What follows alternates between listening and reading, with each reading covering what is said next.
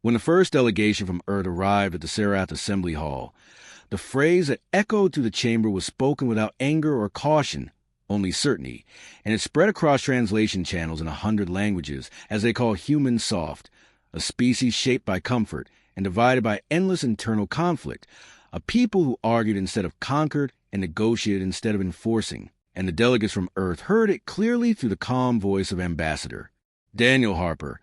a man in his early 50s with a lined face earned through decades of military diplomacy, who stood without reacting while the representatives of the Car Dominion, the Velox Hegemony, and half a dozen other powers reviewed images of Earth cities, trade routes, and population centers like curiosities rather than sovereign holdings. And when the Serath speaker announced that Earth would be placed under restricted status for its own protection, meaning trade limits, military, oversight, and orbital inspections enforced by alien fleets,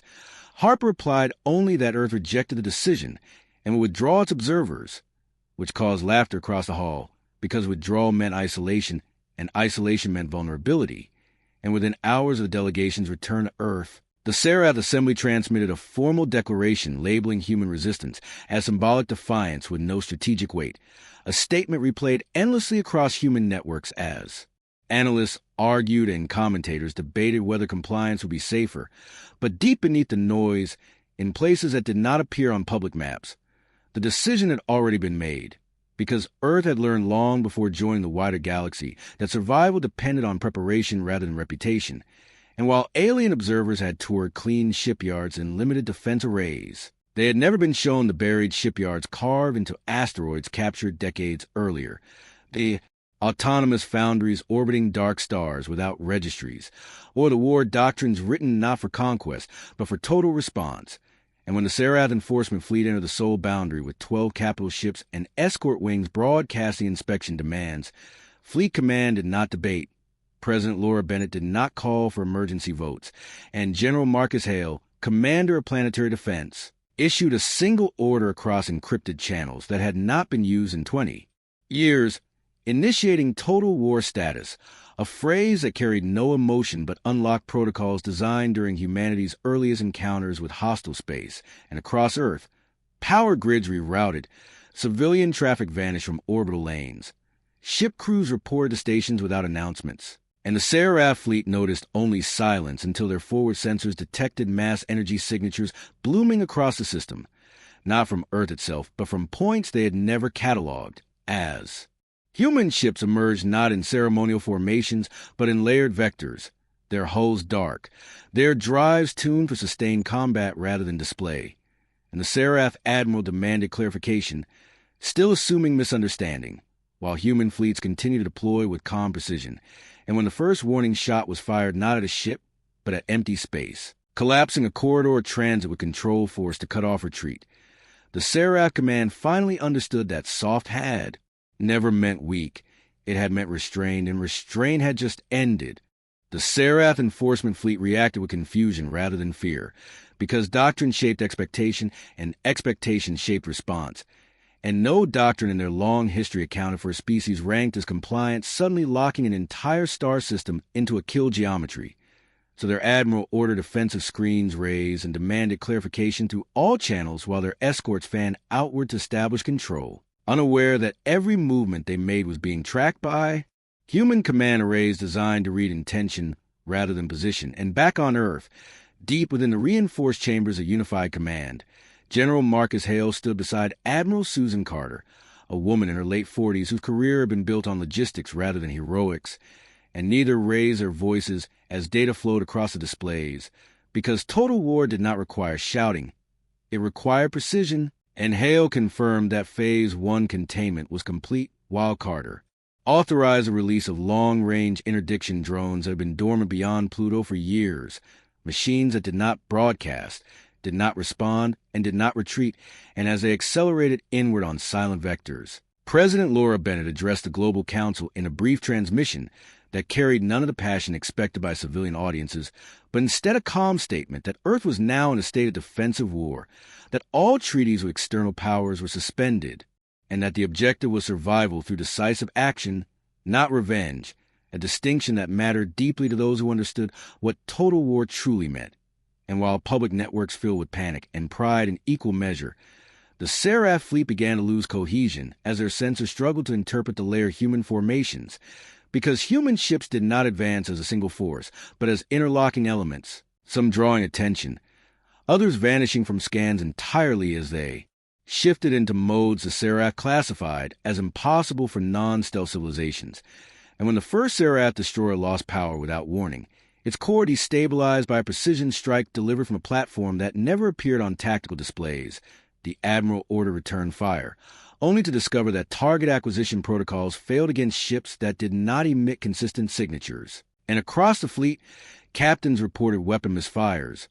guidance interference, and communication lag as human cyber units executed attacks written decades earlier for hypothetical enemies far more advanced than the Seraph. And as panic finally replaced arrogance, the Seraph Admiral transmitted a request for ceasefire authorization from the Assembly, but the message never left the system, because Total War doctrine dictated isolation of the battlespace. And in the silence that followed, Human Command authorized escalation to Phase 2, not because resistance had hardened, but because delay only increased risk, and the first human capital ships moved into firing range, their weapons calibrated not for warning, but for disabling annihilation. And when they fired, it was with the quiet efficiency of a species that had never needed to prove its strength, only to decide when to use it. The opening volleys did not look dramatic to outside observers because there were no bright arcs or explosive flashes at first, only sudden failures rippling to the Seraph formation as ships lost thrust. Shields collapsed in precise sequences, and command vessels found themselves blind and mute. And from the human side, there was no celebration. Only steady confirmation reports as each objective marker shifted from contested to neutralized, because Total War training taught that the most dangerous moment was when the enemy realized they were losing but still had weapons, and Admiral Susan Carter ordered control pressure rather than pursuit, allowing the Seraph fleet just enough operational space to maneuver, so their own desperation would expose vulnerabilities.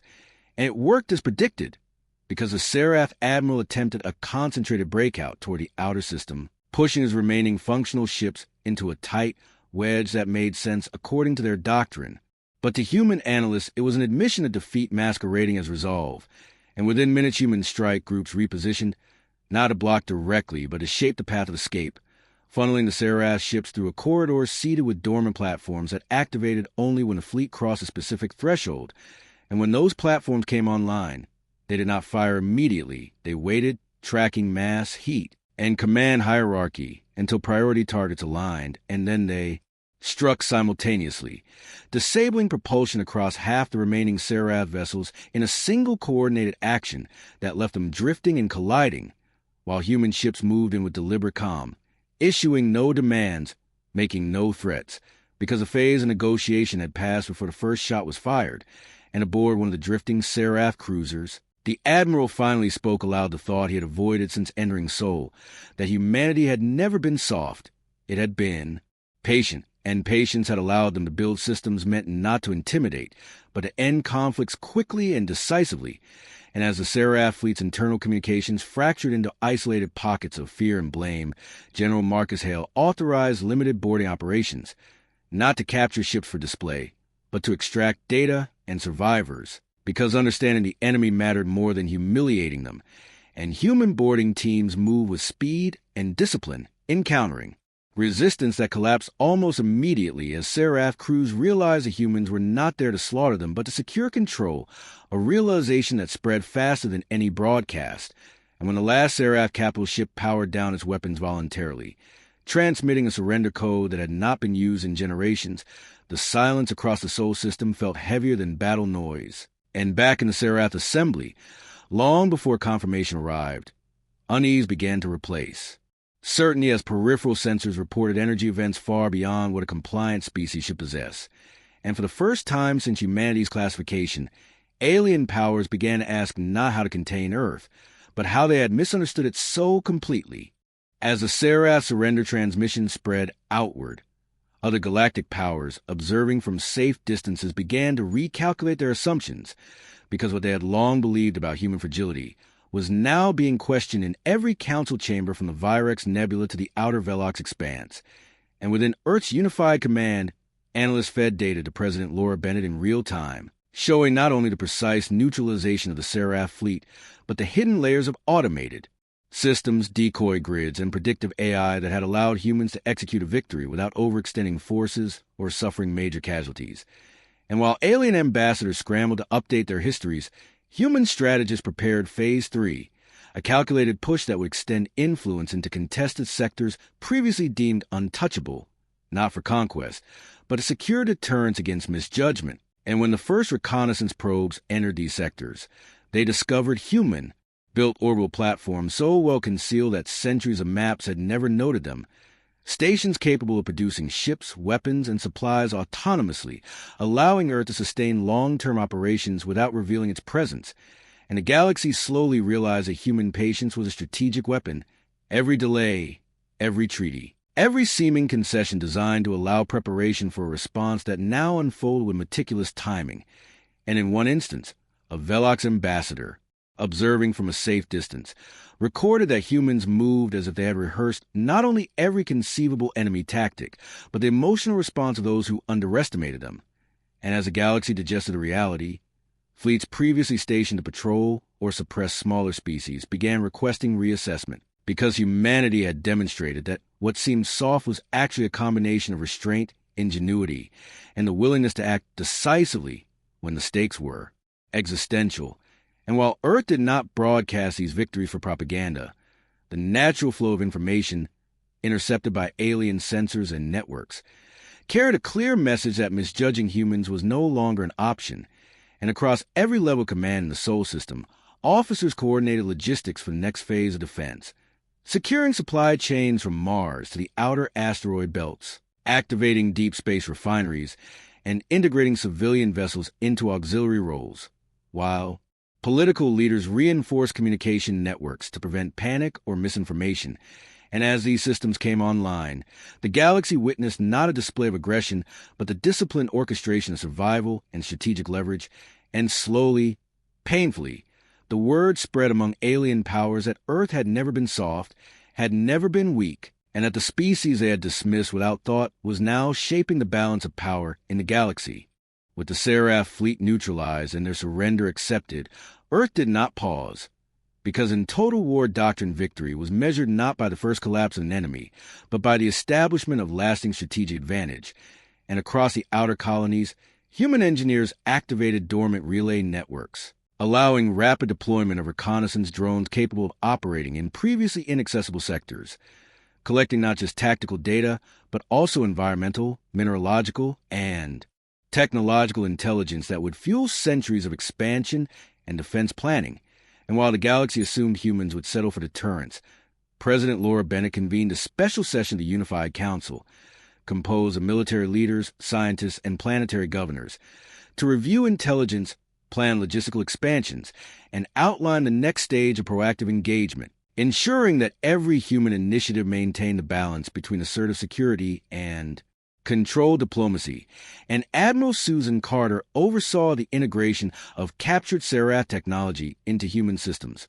not to replicate alien power, but understand it and develop countermeasures, while General Marcus Hale initiated large-scale training exercises, moving entire divisions of spacefaring troops through simulations of potential multi-fleet engagements. And in the corridors of Earth's orbital command stations,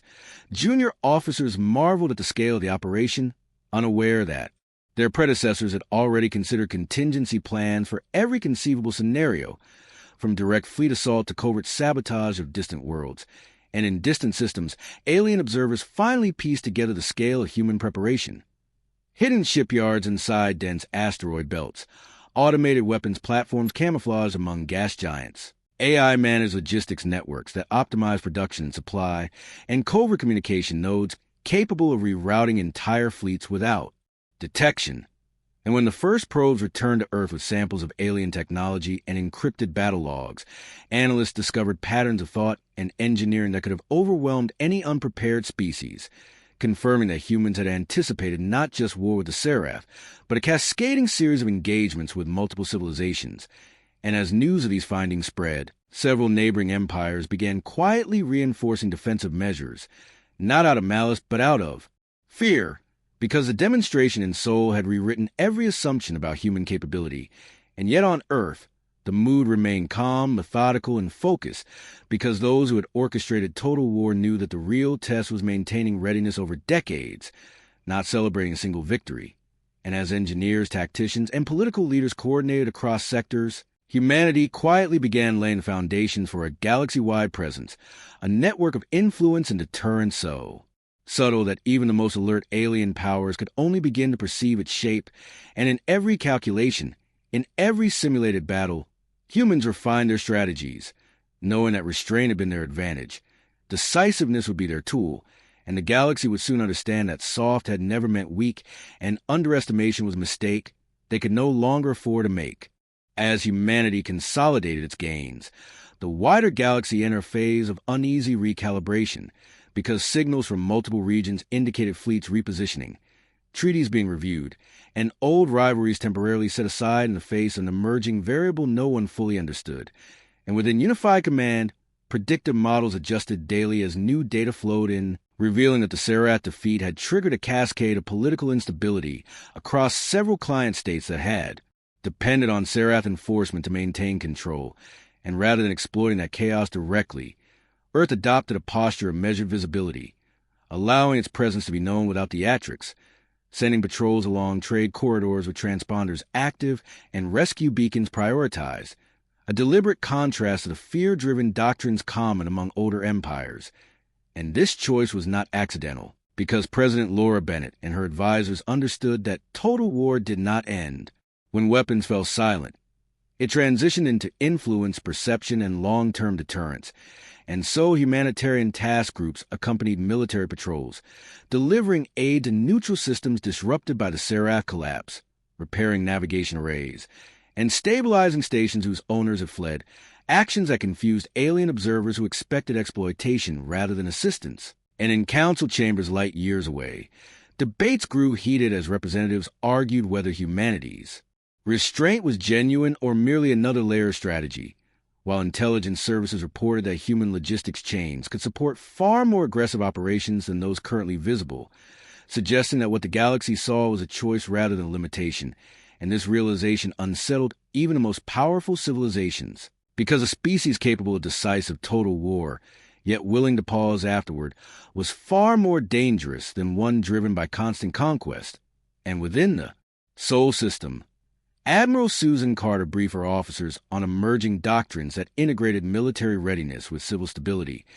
emphasizing that the objective was not domination, but ensuring no future council would mistake patience for weakness again. And General Marcus Hale expanded joint training with allied minor species who had quietly requested protection, offering shared drills and defensive planning without formal subjugation, a move that slowly shifted regional power balances as smaller civilizations found in humanity a partner rather than a ruler, and as months passed, intercepted communications revealed a growing consensus among alien strategists that provoking Earth directly would be catastrophic, not because of any single weapon or fleet, but because of the human approach itself, methodical, adaptive, and unburdened by the rigid traditions that constrained older empires. And in one internal Serath transmission, later recovered by human analysts, surviving, Commander summarized the new reality with stark clarity, stating that humans did not fight wars to prove superiority. They fought to remove uncertainty, and once uncertainty was gone, they stopped, and this assessment circulated quietly among intelligence circles, reinforcing the silent shift already underway, as humanity's reputation transformed from soft to something far more unsettling, a power that chose restraint until the moment restraint no longer served survival. And as Earth continued to build, train, and observe, the galaxy began to understand that total war had not been an outburst of anger, but a demonstration of capacity. And capacity remained, waiting, patient, and ready. By the time the 7th operational cycle concluded, the galaxy had settled into a tense quiet that followed profound change. And within that silence, humanity continued to act with deliberate care, because unified command understood that the most dangerous period after a demonstration of power was when others attempted to adapt, and so intelligence units monitored fleet movements, economic shifts, and political realignments across hundreds of systems, building a living map of intent rather than territory. And what emerged was a pattern of hesitation, as empires that once enforced dominance through fear now questioned every assumption underpinning their authority. And in several regions formerly controlled by the Seraph, planetary governments requested mediation from Earth, not alliance, not surrender, but guidance, a development that surprised even seasoned diplomats. And Ambassador Daniel Harper returned to active service to lead these engagements, traveling aboard a modest, diplomatic cruiser escorted at distance by silent human warships. And in each system, he delivered the same message with calm consistency, that humanity did not seek to rule the galaxy, but would not accept being ruled, a statement that resonated deeply with civilizations accustomed to choosing between subjugation and annihilation. And as these talks progressed, human scientists collaborated openly with alien researchers, sharing limited but transformative technologies related to energy, efficiency, habitat sustainability, and defensive coordination, carefully omitting anything tied directly to weapons development, a choice that reinforced trust while maintaining strategic advantage. And meanwhile, Earth's military quietly completed the final integration of its rapid response lattice, a distributed network of fleets, platforms, and autonomous systems capable of reacting to threats anywhere within a vast radius of human influence, reducing response times from weeks to hours. And this capability remained classified, known only to a small circle of commanders, because true deterrence did not require advertisement. And across human worlds, civilian life stabilized as industries adapted to wartime production models without the chaos of prolonged conflict, demonstrating a societal resilience that alien analysts found difficult to quantify, because humans did not glorify war. They absorbed it, reorganized around it, and moved forward. And as years passed in relative peace, the Serath Assembly attempted to reconvene under new leadership, issuing a carefully worded request for dialogue with Earth, acknowledging misjudgment without fully admitting fault. And President Laura Bennett agreed to talks, not out of reconciliation, but because ignoring a former enemy left gaps where resentment could fester. And as preparations for this meeting began, every human system shifted subtly into heightened readiness, not visible, not provocative, but unmistakable to those trained to look. And in that moment, the galaxy hovered between old instincts and new realities, aware that humanity had not exhausted its strength, had not retreated into isolation, and had not forgotten the insult that began it all, but had instead transformed it into a lasting lesson written not in broadcasts or monuments, but in the careful balance of power now shaping every decision beyond Sol. The final meeting between Earth and the reformed Seraph Assembly took place not in Sol and not in Seraph space, but at a neutral station built centuries earlier for disputes that were never meant to end in peace. And as President Laura Bennett entered the chamber accompanied only by Ambassador Daniel Harper and a small security detail, the atmosphere carried none of the arrogance that had once defined Seraph authority, because the delegates assembled there now understood that survival depended on accuracy rather than pride. And when the Seraph speaker opened the session with a formal acknowledgement that humanity had been misjudged, not as an enemy, but as a factor beyond their predictive models, Bennett listened without interruption before responding in a steady voice that Earth had never sought validation from the Assembly, only the right to exist without coercion. And she stated clearly that total war had not been a message of conquest, but a boundary, one that would be enforced again without hesitation if crossed. And this clarity settled to the chamber more heavily than any threat, because it was not emotional and not negotiable, and over the course of the talks, new frameworks were established, limiting enforcement fleets, prohibiting force inspections, and recognizing Earth as a sovereign strategic equal rather than a developing member, concessions that would have been unthinkable only years earlier. And as agreements were signed and transmitted across the galaxy, analysts everywhere noted the same pattern, that humanity had achieved dominance not through endless war, but through a single decisive demonstration followed by restraint. And back on Earth, as news reached civilian networks, there were no mass celebrations,